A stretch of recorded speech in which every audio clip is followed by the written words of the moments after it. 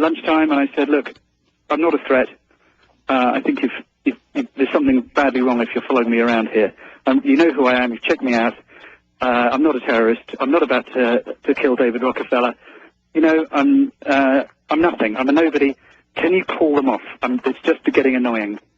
And they were very nice, and they said, yes, yes, yes.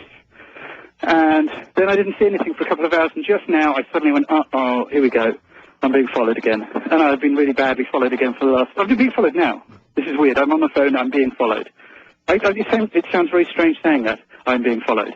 But I'm being followed by a plainclothes policeman along the street. Oh, try having 4 of them start punching you and saying you better stop reporting on this. You know, that's the next level of this, Mr. Skelton. That's happened to me before. Now, let's expand on this. Where are you?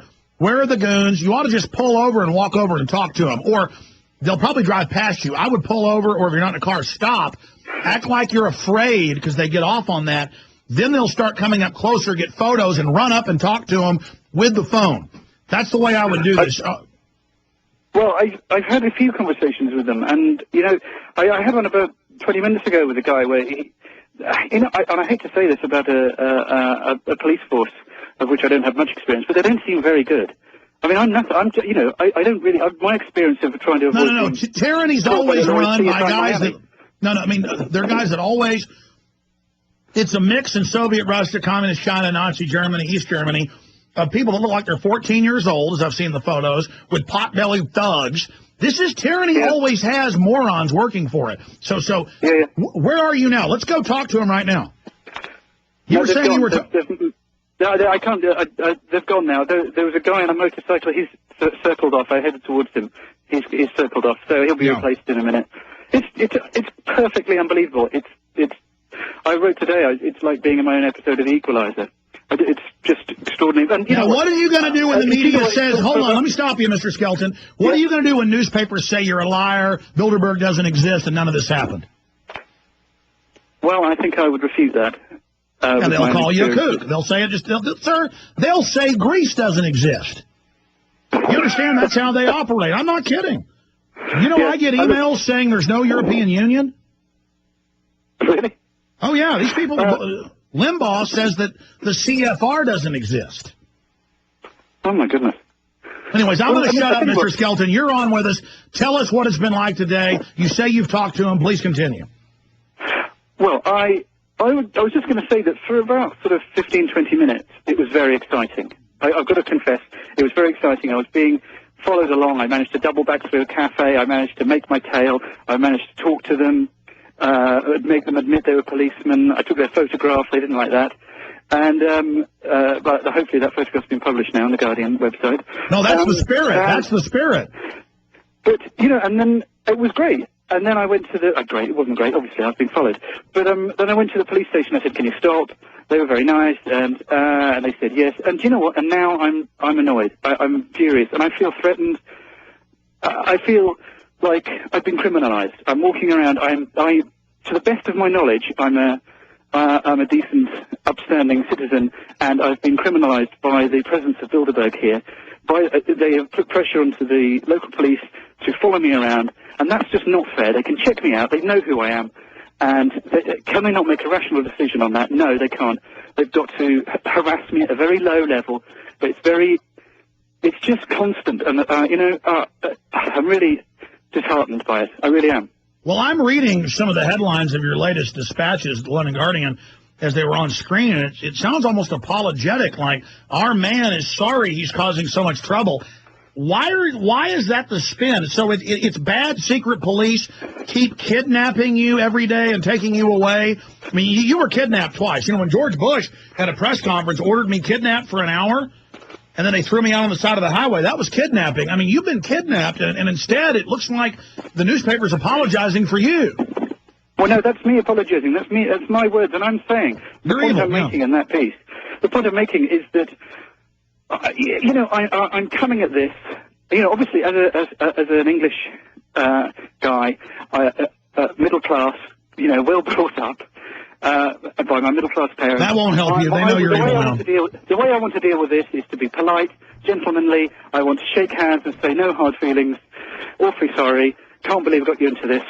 everyone, isn't it a terrible situation? Sorry, everyone. Oh, well, let's have a cup of tea, right? Now, that's basically the way I've been trying to handle it. I've been very nice to them. Obviously, I'm still nice. But, I haven't had that returned back to me. And I feel let down by that. And that's me being naive, I know, and I know you'll shout at me now.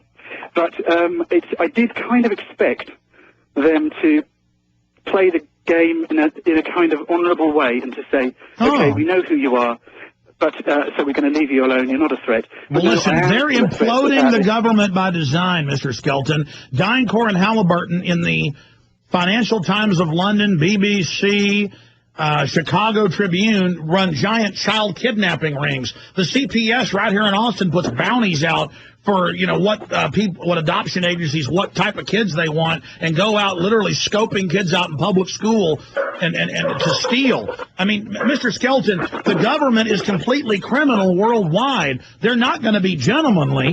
I mean, are you kidding? These are criminals. Yeah, well, I'd like to make a distinction between, sorry, there seems to be a whole neighbourhood of dogs barking. Apologise for that. I'd like to try and make a distinction, or maintain a distinction between the local police who are under pressure by, Bilderberg being here, and they obviously are under pressure. I know that. I appreciate that. And they've been bought off or whatever. They're just under some kind of under the thumb here. And a distinction between them and the powers that be who are up the hill, because basically the local police and me are at the same level of the pyramid. They're just me. They're just me wearing a silly hat. But the people up the hill are at the top of the pyramid, and neither me nor the police have got anything to do with them really. And unfortunately, these guys playing around with their guns and their motorcycles, following me, thinking it's such a funny game. Isn't this brilliant? We've got him under surveillance. They're playing the big government's game, and they're playing the Bilderberg's game, and that's just infuriating. You just want to shake them and say, for God's sake, you're following the wrong person. Well, no, listen, but they're following the right person. You're the good guy with a major newspaper trying to show a criminal, illegal, violating federal and I know British laws. They're in there setting policy and deciding, okay, you want all the power plants in Texas? Our guy Perry's here. He'll give them to you. That actually happened 2 years ago. Oh, you want us to hand all the roads over in the U.S. to a foreign bank? Sure, here they are. Oh, you want a world tax? You want, look, the military and police are there to guard the criminal elite. Just like in Nazi Germany, you could say their police and military might not all have been bad guys. In fact, a lot of them were nice guys bouncing babies on their knees when they were at home at night and cleaning the dishes. But during the day, they were lining up families in pits and shooting them. And let me tell you, this following orders to spy on Americans without warrants, and this following orders to arrest now hundreds of citizens for photographing police in England under terror charges, and you can't buy seeds now under EU law because you're a terrorist. Sir, we're going into bondage. That's what happens 99% of the time. That's why the Magna Carta and Bill of Rights and things like that created the new Renaissance of liberty, and that's why these enemies of freedom are defecating all over them, and that's why they're enemies. They're enemies of everything good. These are Nazi Nazis, whatever you want to call them. They're scum, they're filth, they're trash, and we need to address them for what they are instead of apologizing. And I've watched the famous footage of people in Soviet Russia being rounded up, or people in Germany, or people being rounded up in China, and they're always apologetic to the police as they're being taken to their deaths. I'm not going to be apologetic to criminals. I don't care how many uniforms they've got. Go ahead. Well, I was just going to continue your thought, but just say that what I think I've learned so far is that where I put my head above the parapet here is that I've become, in inverted commas, a member of the press. I'm not really a reporter. I work writing stuff for things, but I'm not. I might be a writer, but I'm not a reporter. But I tell you what, as soon as I have a camera and as soon as I'm filing copy somewhere, anywhere, I become a threat. I become a voice, and they prefer the voiceless, and they hate someone with a voice. And I just think we're living for a brief period, I don't know how long, in an age where it's technologically possible for everyone to become a reporter. Well, let me tell you what happened. For everyone to stick a lens in the windows of the delegates' cars as they go up to build a. And that's why the British government is saying photography in public is an act of terrorism, because they don't want it. And I agree with you. The power of the citizen press, not just a London Guardian reporter, is incredible. Now, let me expand on that. The Bilderberg Group made the cold-blooded decision. When they drive into events with blackened windows, they hold newspapers up to their faces because they know they're engaging in criminal acts and